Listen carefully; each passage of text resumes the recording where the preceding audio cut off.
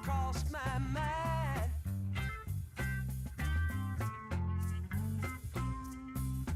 This old engine makes it on time. Leave Central Station about 8:45. At Trevor Junction at 17:02 at 9:45. You know it's traveling again.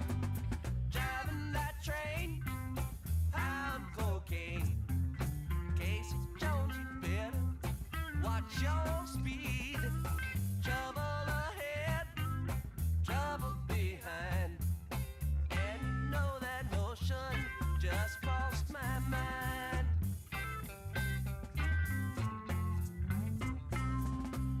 Trouble ahead, the lady in red. Take my advice, you'd be better off dead. Switchman sleeping train, 102 is on the wrong track and headed for you. Driving that train, I'm cocaine.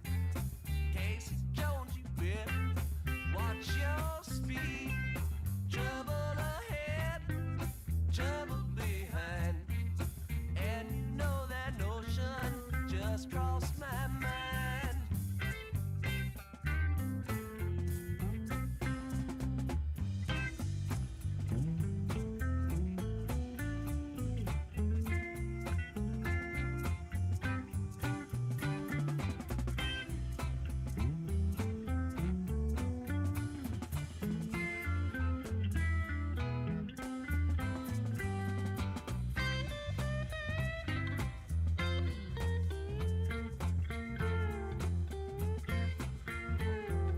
Drive your train. Woo!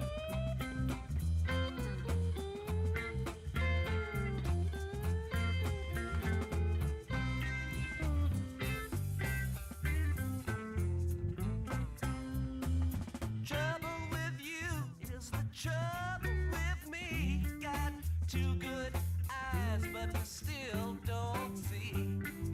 Come round the bend, you know it's the end. The fireman screams and the engine just gleams.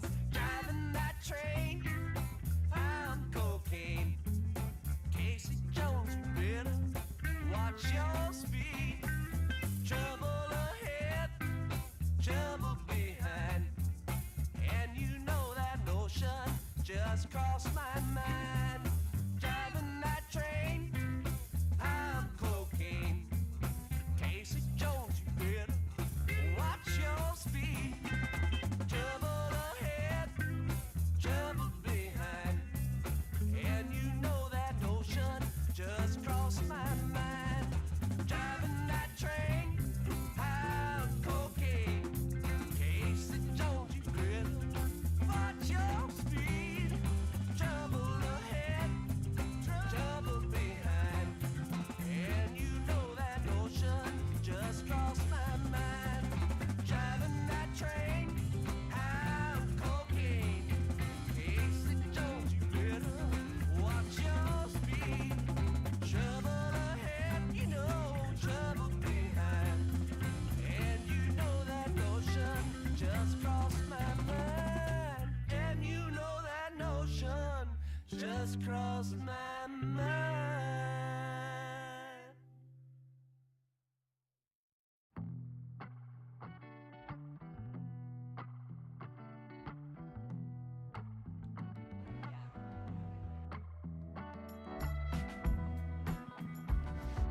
It's not working? Yeah.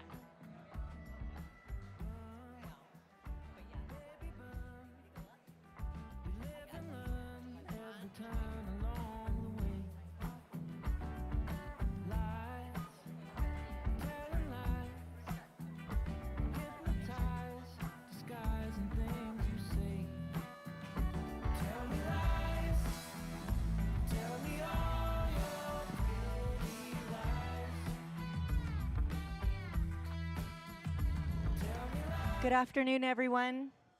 We're going to get our program started, so if you don't already have a seat, please go ahead and find one. I know all the cool kids are standing in the back, that's fine. But if anyone else would like to find a seat, please do. There's some extra chairs upstairs as well if you'd like.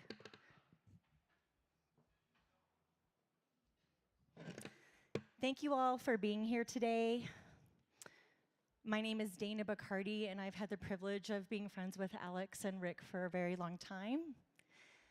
I'm going to take a few minutes to read the beautiful words that Alex put together so that we can all kind of come together and think about Rick. So if everyone can take a deep breath in and a deep breath out. What a perfect, magical place for us to be today, to be celebrating Rick. He loved the mountains, and he would love that you are all here. Rick Richard Eric Frankel, 55, of Boulder, Colorado, passed away on June 7th, 2026, after an almost 2-year battle with glioblastoma. Rick was born on January 25th, 1971, in Cleveland, Ohio, to Morton and Janet Frankel. After his mother's passing, his father married Carol Shanken Shensa, adding her children, Janet and Robert, to the family. Rick was the youngest of 6 siblings. Debbie Feiner, Stephen Frankel, Mitchell Frankel, Janet DuBois, and Robert Frankel. Over the years, the Frankel clan has expanded through multiple generations, all of whom Rick cherished deeply. Rick met his wife, Alex Teller, in 2000, and they later married in June 2004 in Boulder, Colorado. Their son, Lake, was born September 2007, completing their family. Rick went to boarding school at St. Andrews in Barrington, Rhode Island. He spent a year at Syracuse University, then returned to Providence at Johnson and Wales University. Rick made lifelong friends wherever he went. Throughout his life, Rick was known for his adventurous spirit, love of music, and deep appreciation for exploring the world. He found joy in traveling in his van, discovering new places, and sharing life's adventures with his family and dogs, who were constant companions on the many of his journeys, as you can see through the slideshows. Rick embraced experiences wholeheartedly. He was happiest while in nature, on the road, enjoying freedom of travel, and spending time with his family and friends. He will be remembered for his independent spirit, his kind heart, his enduring love for music, family, travel, and his dogs. He will live on through the love he shared, the adventures he inspired, and the many lives he touched along the way. He will be greatly missed by all who knew and loved him. We're going to have some speeches, starting off with Rick's wonderful partner in crime. We have to give Alex all the love and strength that we can while she comes up and shares a few words with all of us. So thank you, Alex. And we'll have a few other speakers after that as well, including some of Rick's family and from his best friend. And we'll open up the mic for opportunities for others to come up and share some words if you're interested. But please fill your hearts up for Alex.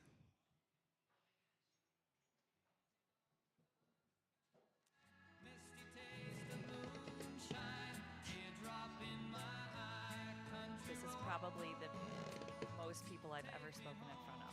Okay. Thank you for all being here today to celebrate Rick's life.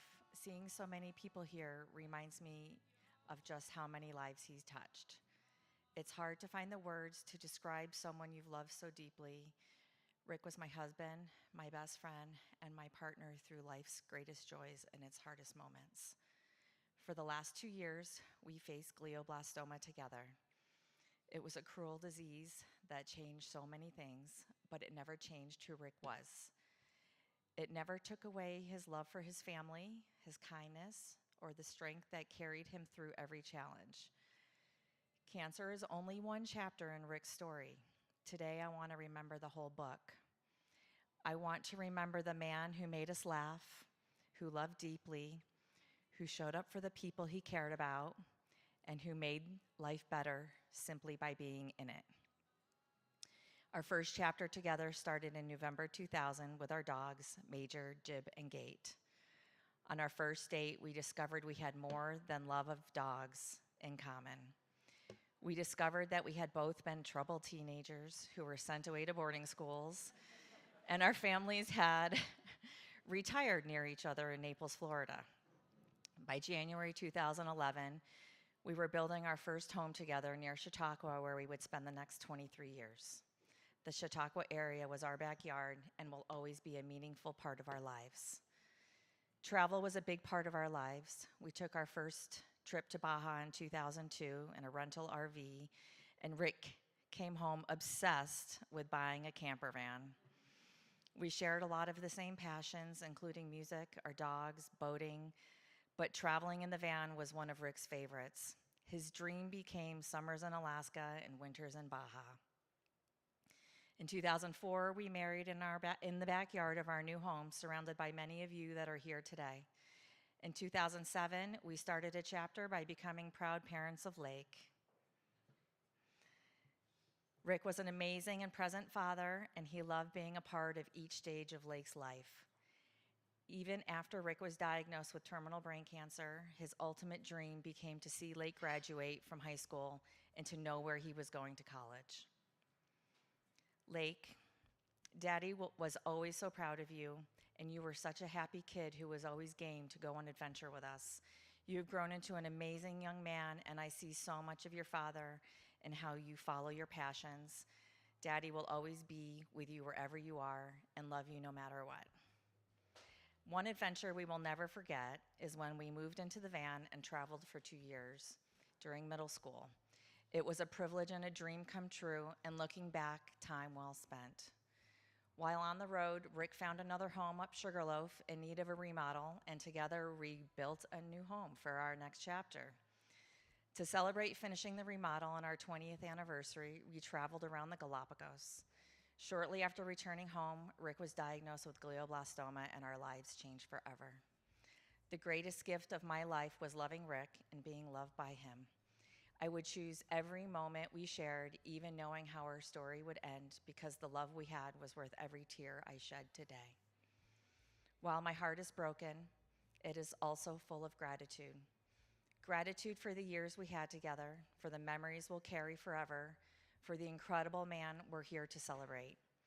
I'm also grateful for all of you and the many ways in which you have supported us during these last 2 difficult years, and for the ways in which you'll be here for Lake and me over the next unexpected chapter.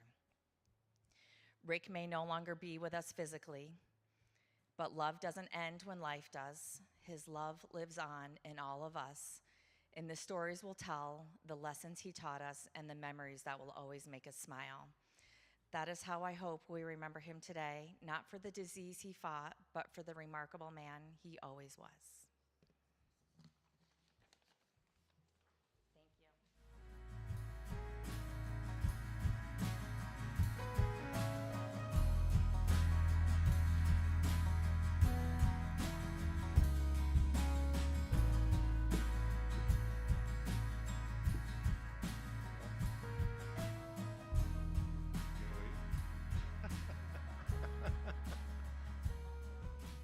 I'm Rick's brother, Mitch, and they were supposed to bring pens and paper because there's going to be a quiz at the end of this as I recite the family history, and whoever gets it all right at the end is going to get a prize.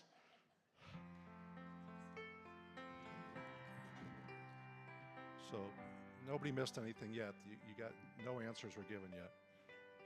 There were 3 of us from our mother, Janet Frankel's first marriage to Ernest Rolls: Debbie, Stephen, and me. They divorced, and Janet married Morton Frankel. Coincidence that was also her maiden name. No relationship. We don't do that thing in Ohio. But soon after Rick was born to Mort and Janet on January 25th, 1971. My baby brother, Rick.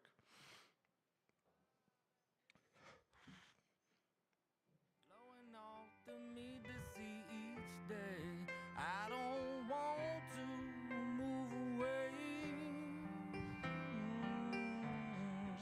years younger than me.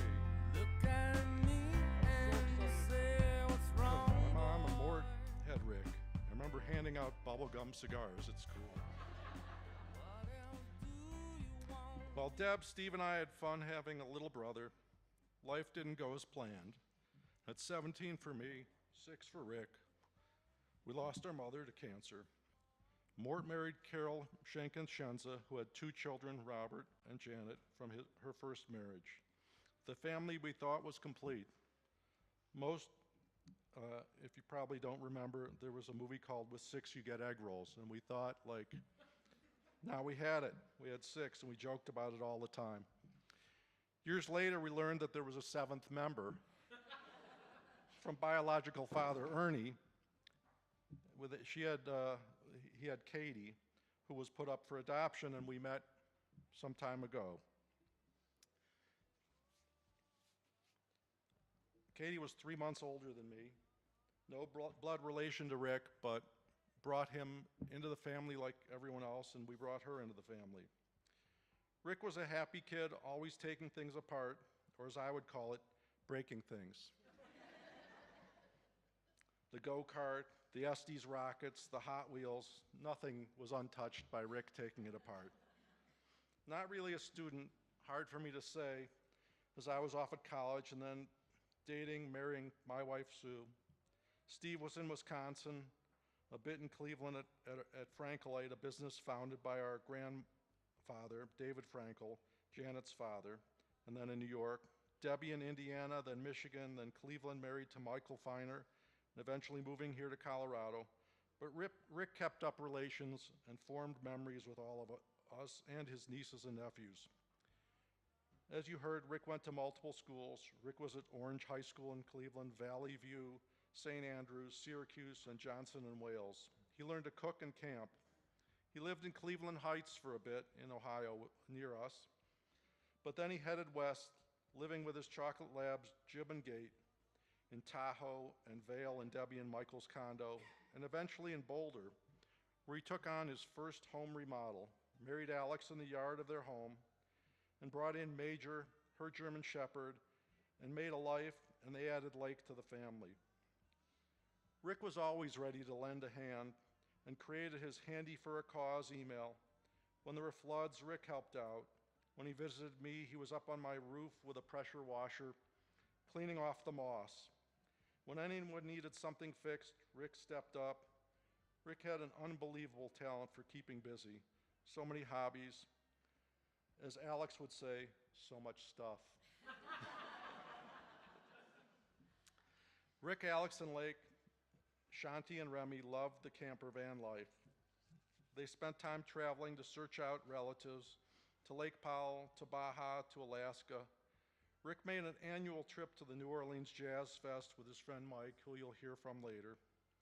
I'm sorry I never made it to join Rick at Jazz Fest. He nudged me about it every year, saying, come on, I'm giving you a big warning. But when I watched pictures of Rick and Mike covered in mud, riding their fat-wheeled bikes and saying, come on, you got to join us, this is so great, I just said, you know, it's kind of not for me. They were in the middle of Alex and the family were in the middle of a 2-year road trip when COVID began and put an end to their travels. They eventually returned to the U.S. and Rick began his crowning project, their new home in the hills. It was 95% completed.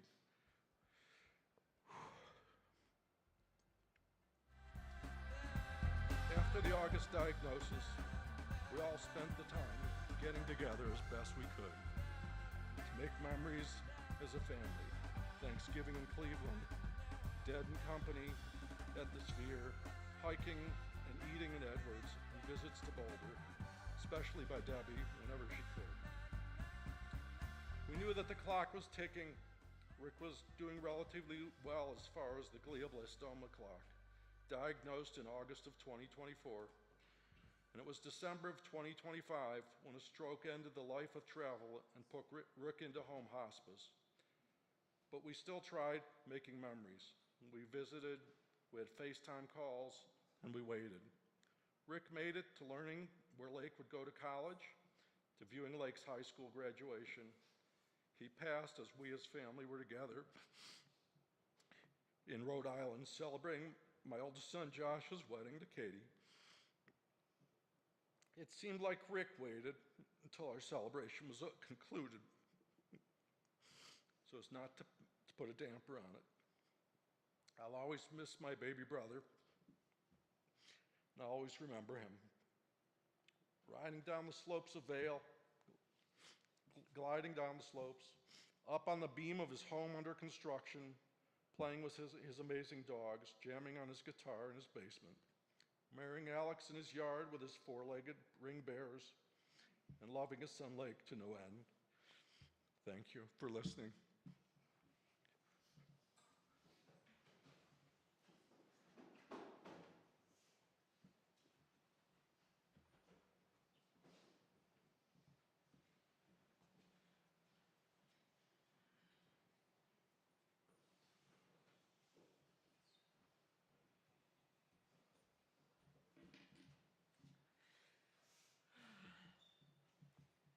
I'm Janet. Getting shorter and shorter.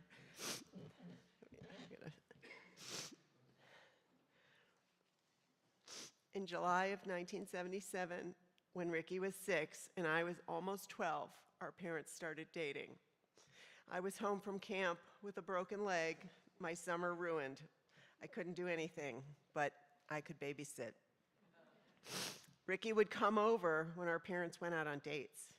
He started off sleeping on a cot in the guest room with his dad, but quickly bonded with Robert, and the two of them would camp out in Robert's room and conspire to drive me insane. By the fall, we were spending lots of time together and went on our first pre-family road trip to Niagara Falls in Toronto. The boys were thick as thieves and drove me crazy, but we really bonded on that trip. After Rick's surgery to remove the brain tumor, I came out to visit, and we reminisced about that trip to Canada and had many laughs about this crazy computer in the Toronto Science Museum that said the word coffee in 100 different accents and inflections. And for years after that trip, we would imitate the computer voice to drive our parents nuts.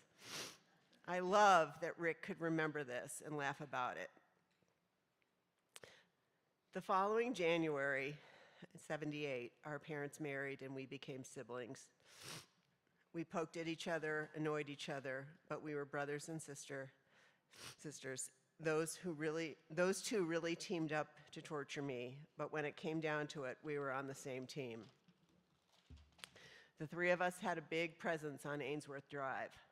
When we weren't on our bikes, we would race our 2 go-karts every afternoon around and around the cul-de-sac and up and down the driveway.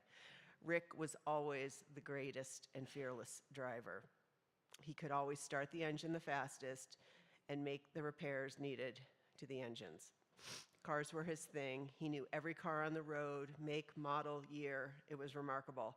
I'm not even sure how he knew. He just knew. It was like an innate thing. We were each other's allies always. We were a family, and nobody messed with us. One little kid, not to be named, down the street, accused Ricky of breaking a remote control plane he had. He said he owed him $38 and had to replace it.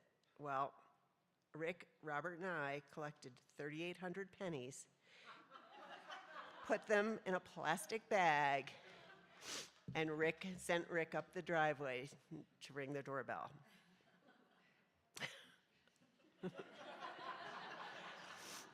One day, Ricky, AKA Rickles, Rickster, and most notably Ricardo, announced that he was no longer to be called Ricky, he was Rick. I laughed and said, no way. He stopped responding altogether for about a week, stuck to his guns, and I finally caved. We all converted to calling him Rick. My friends all loved Rick. He was so eager to please. We would get him to make us toasted English muffins after school, and he would serve us. Once, when our parents were traveling and I was left in charge at 17 because I could drive, Robert and I had a little party that turned into a big party. Rick was 11, and I have a clear picture of my sweet little brother in his light blue pajamas and moccasin slippers, carrying a big trash bag and picking up all the empties all night long.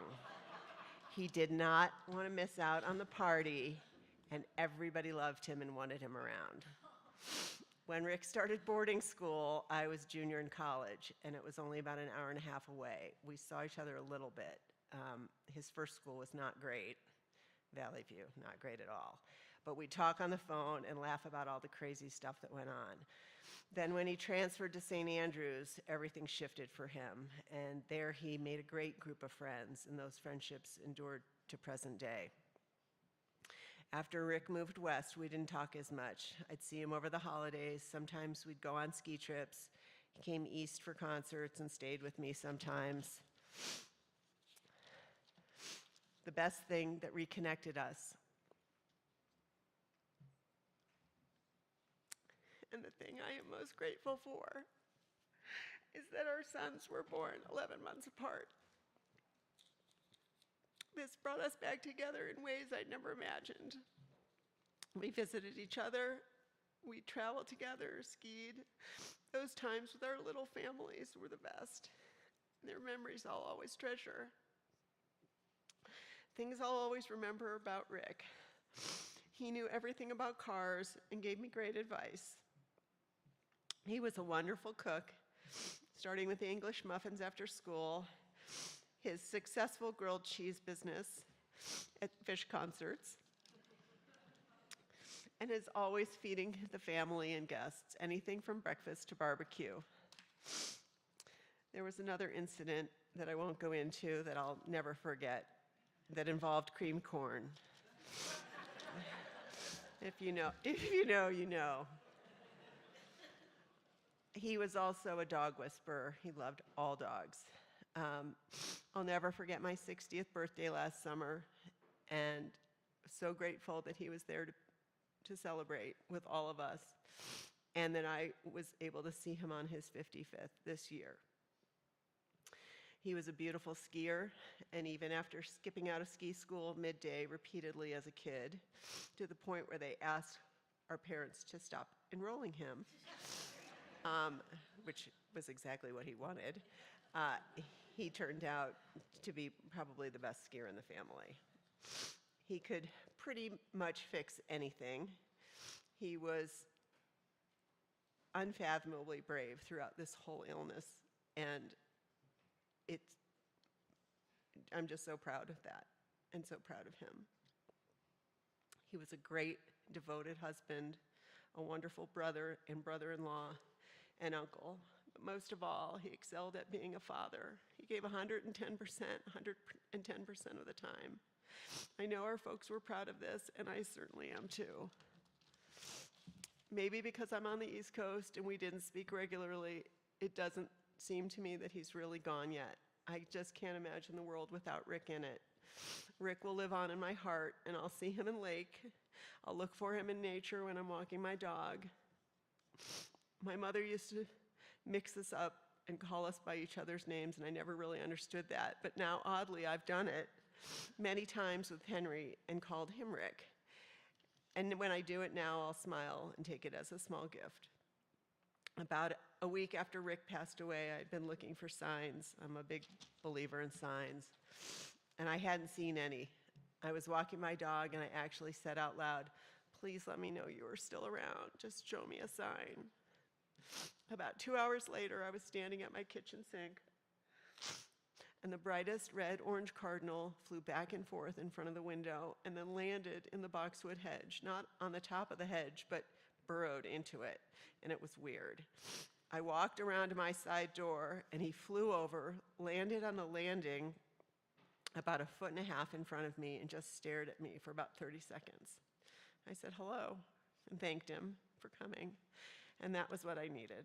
I haven't seen him again, but I'm certain he'll be back.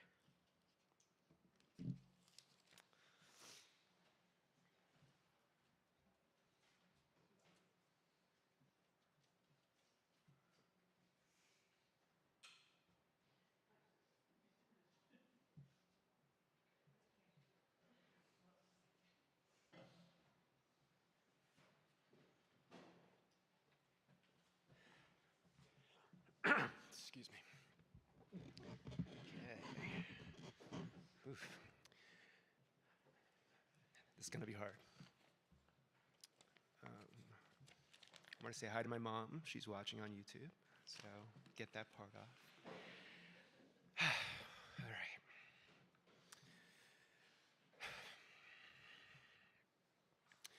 I want to start by saying it's an honor to have the opportunity to talk about our friend,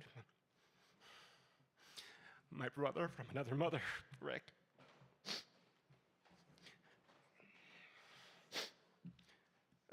When Alex asked me to speak, I was hit with a whirlwind of emotions. What should I say? Will I say enough to honor my friend? And lastly, could I get through? Can I say my thoughts and feelings without melting down?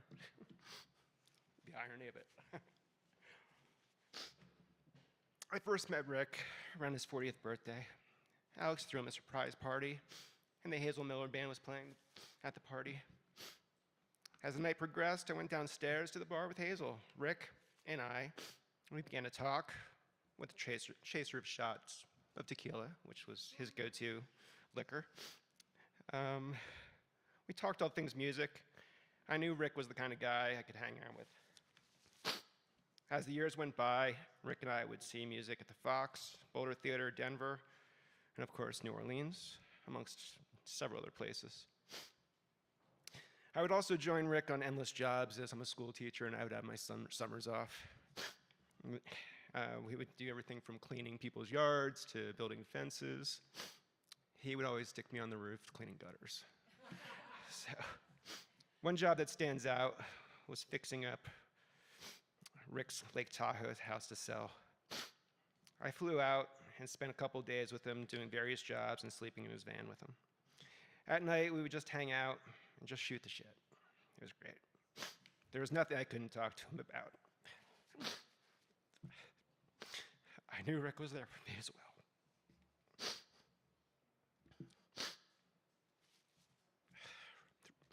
Rick had an amazing heart. He was always doing things for everyone. Sometimes it was giving insight on cars, gadgets, or whatnot. He was just like knew everything about anything, and you could always go to him. He definitely had the gift of gab and would talk to anyone. I noticed this on several occasions when I would go somewhere with him, and I would turn around and Rick was missing. I never worried, as I knew what was going on. He was talking to a stranger about vans or gardening or just about anything. I would have to nudge him to get him moving. I will say, though, before I bought anything, I would always touch base with Rick. He was my go-to. I remember when we had a flood in 2013. Rick and Alex opened their home as a makeshift soup kitchen. Rick went out in his van to help all the neighbors and make sure they were okay. When I gave him a call to say my basement was flooded and I ripped out all of the carpet, he said, "I'll be over, I'll haul it away for you." That's who Rick was. Someone who didn't think twice about helping others.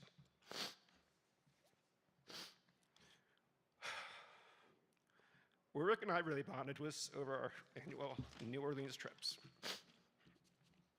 to Jazz Fest.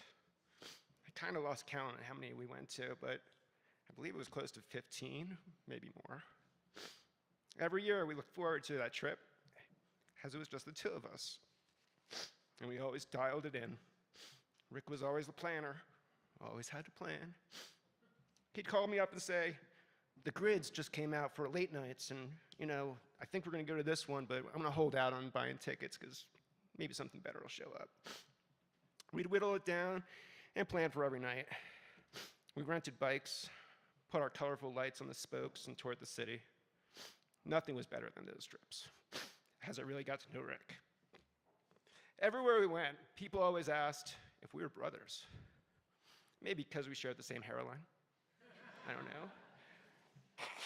But I always took it as a compliment, because over the years, that's who we became, or he became, my brother.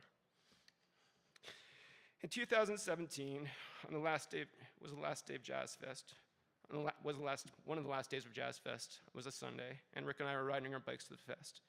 Rick had his Blue Bluetooth speaker on his backpack, as he normally did, playing music, and people would always gravitate to us and follow us to the festival. This couple told us to pull over, and they comped us 2 VIP Grand Marshal passes. And Rick and I had no idea what they were all about. It opened our eyes to a whole new world of the fest, granting us front stage access and bathrooms with air conditioning and running water. Moving forward, we always bought the Grand Marshal passes. We got to know all the security and staff in the area as they always returned year after year to the same spots. They became our New Orleans family. A standout story about the fest was one year, Rick grabbed a bunch of bananas. You probably saw a bunch of those pictures. I almost wore that shirt today, but I didn't want to stand out. He's listening to me. So, anyway, the standout story about the fest was when one year Rick grabbed a bunch of bananas from the VIP tent and handed them out to security guards. I started calling him the Banana Man, and even bought him the banana shirt that he wore the next year. This, once again, was just Rick doing things for others. 2 years ago, I was able to have Rick join me for our last Chaz Fest together.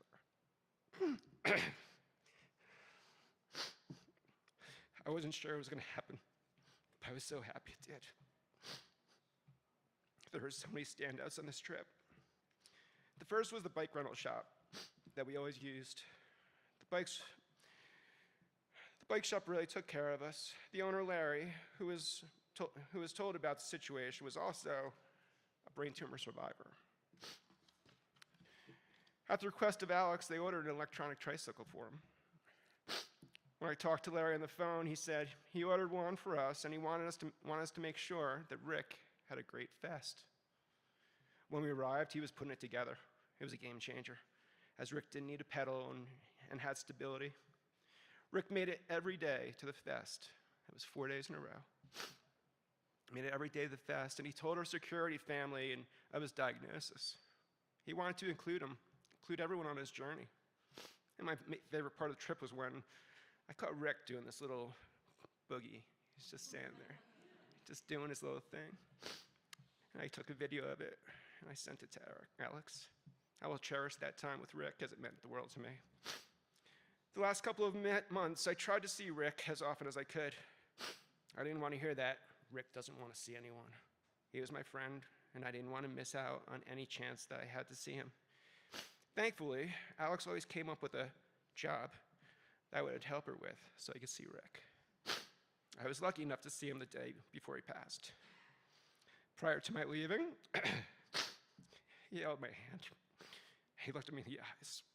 I knew he was saying goodbye to me. As no words were needed, his eyes said it all. We had a friendship that comes along once in a lifetime. I will miss Rick every day, and it's still hard to believe he's gone. I will continue to go to New Orleans to celebrate Rick yearly, as it was our place, our time together, even with the mud Mitch. It was our time together.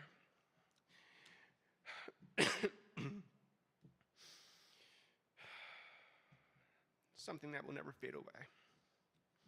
I would like to end with a quote that I put on the back of a photo album that I made for Rick by Anthony Bourdain, one of my cookie heroes. There's no place on earth, even remotely, like New Orleans. Don't even try to compare it to anywhere else. There's also no one like my friend, my brother Rick. Rock in peace, my friend. I love you.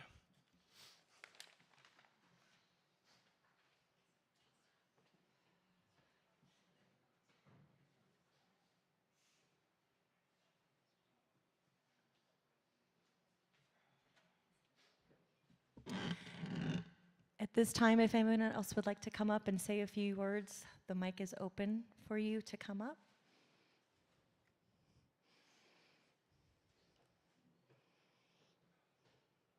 Great.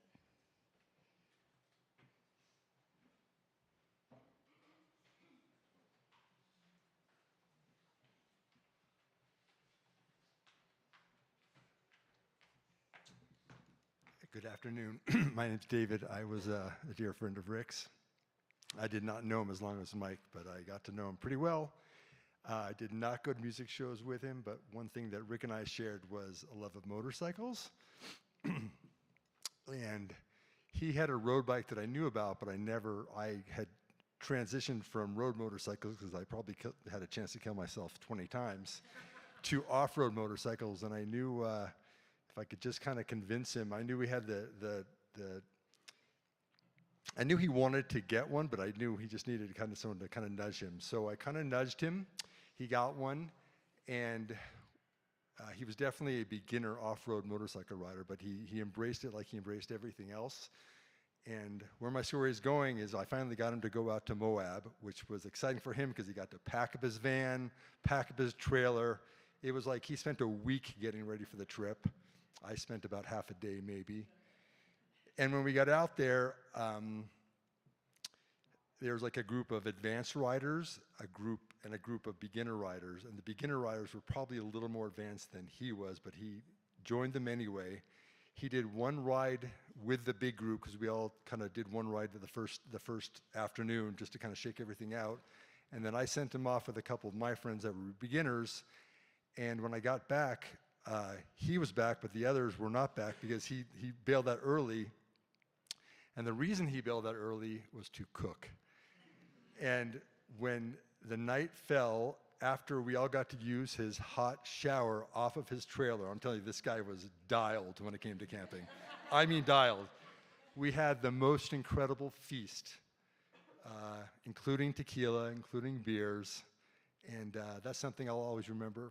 Besides his love of everybody and his big heart, his giving, was his love of cooking and adventure and making everyone kind of part of his family. Thank you.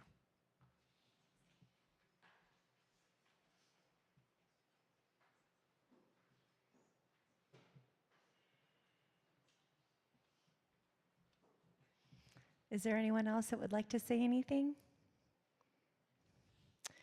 Well, I will take this opportunity to share something that I would like to share about Rick. He loved ice cream. Loved ice cream.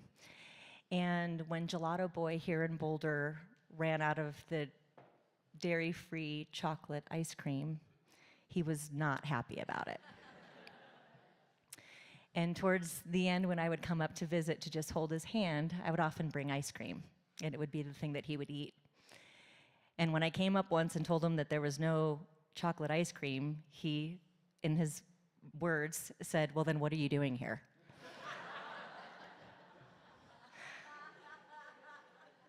He was a man of few words at the end, but you know, he did manage to tell me, "Then what are you doing here?"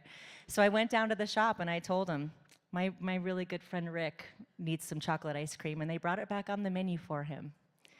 So if you're walking down Pearl Street Mall and you'd like to go to Gelato Boy and get some dark chocolate gelato, we can thank Rick for that.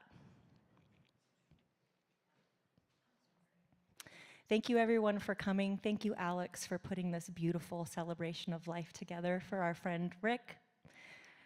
He will be missed by all of us, and I welcome you all to stay for appetizers and lemonade. Alex went out of her way to have a wonderful spread for all of us, so please come and stay and hug each other, hug the family, hug Lake, even though he doesn't love hugs.